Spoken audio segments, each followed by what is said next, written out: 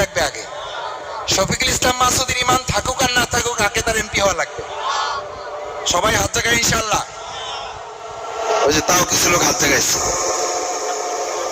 আরে ভাই, ইমান নাই, শফিকুল ইসলাম মাসুদ এমপি হিসাবে কবরে যাবে? এমপি হিসাবে যাবে কবরে? এমপি সাহেবের চেয়ার দিয়ে দেওয়া হবে কবরে? বালিশ। আমি মাঝে মধ্যে বৃষ্টির দিনে কোনো জানাজায় অংশগ্রহণ করছেন কেউ? ভাই, কবর তো এমনি ভয়ঙ্কর, বৃষ্টির দিনে কিন্তু আরেকটু